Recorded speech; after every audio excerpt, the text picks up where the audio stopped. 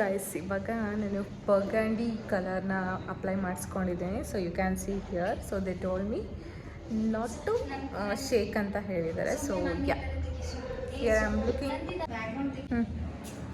So Souju ಬಂದಿದ್ದಾಳೆ ನನ್ನ ಜೊತೆ ಕಂಪನಿ ಕೊಡೋದಕ್ಕೆ. ಆ್ಯಕ್ಚುಲಿ ಸಿಕ್ಕಾಪಟ್ಟೆ ಹಸುವಾಗ್ತಾ ಇದೆ. ಯಾ,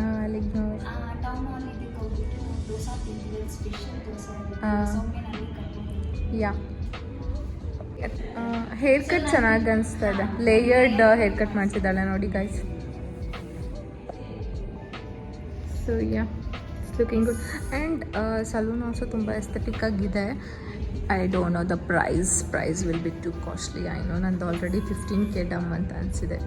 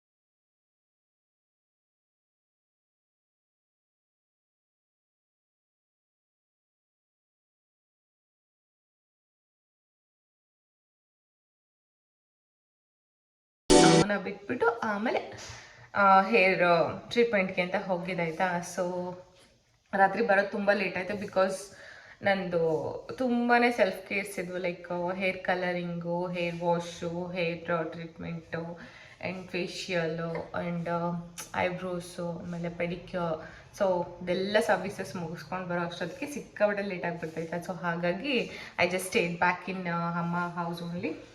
and so yeah, just woke up. So ನನ್ನ ಮಗು ಯಾಕೋ ಸುಸ್ತಾಗ್ಬಿಟ್ಟಿದ್ದೆ ಇವತ್ತು, ಸಿಕ್ಕಾಬಿಟ್ಟು ಅಳ್ತಾ ಇದ್ದೆ. ಸೊ ಅವಳಿಗೆ ಬೇಗ ಬ್ರೇಕ್ಫಾಸ್ಟ್ ತಿನ್ನಿಸ್ಬಿಟ್ಟು ನಾವು ಕೂಡ ಊರಿಗೆ ಹೊರಡಬೇಕು.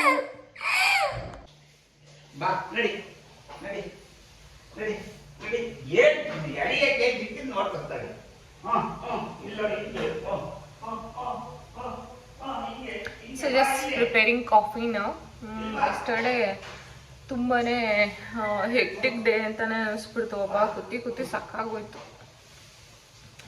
ಲೈಕ್ ನಾವು ರೀಚ್ ಆಗಿದ್ದು ಅರೌಂಡ್ 1 o'clock ಆಯಿತಾ.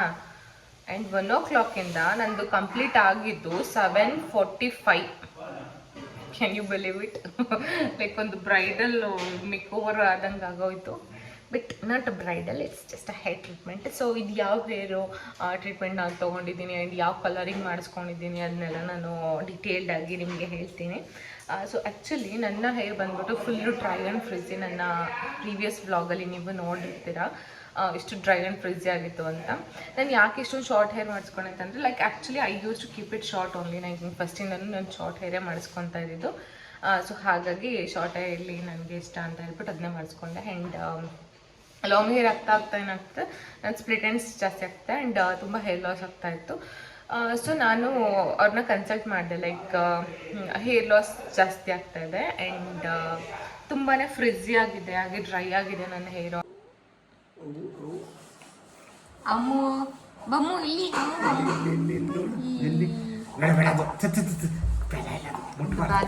ಅದು ಬಾದ ಅಮ್ಮು.